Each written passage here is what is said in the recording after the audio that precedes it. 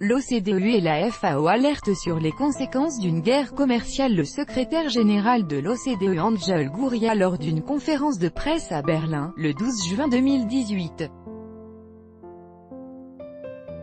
Reuters, Michele Tantucci. À quoi va ressembler l'agriculture mondiale dans les 10 prochaines années?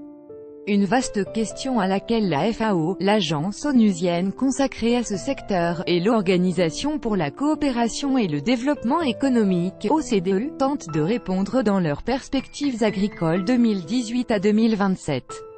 Elles ont été présentées mardi 3 juillet à Paris et l'on y apprend qu'après l'envolée des 10 dernières années, la demande et les prix des matières premières agricoles devraient augmenter beaucoup moins rapidement.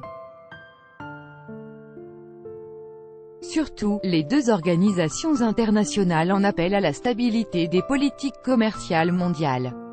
Un message adressé, de manière à peine voilée, au président américain Donald Trump.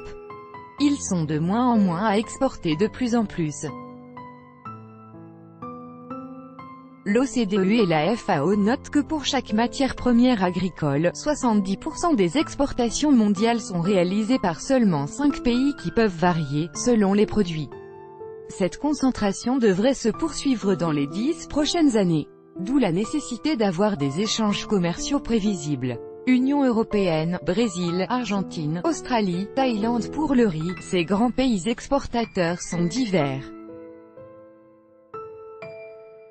Mais celui que la FAO et l'OCDE ont dans le viseur, ce sont les États-Unis.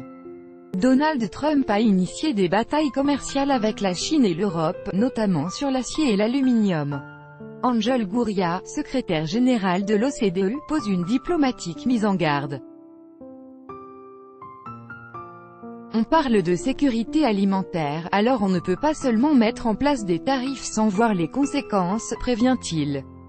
Et le problème c'est que quand on met des tarifs dans des choses qui n'ont rien à faire avec l'agriculture, l'acier et l'aluminium, si quelqu'un dit « moi je les mets dans les céréales », ça peut créer des distorsions permanentes et ça peut créer des dangers. Pour le moment, les matières premières agricoles ne sont pas concernées par les restrictions commerciales imposées par l'administration Trump.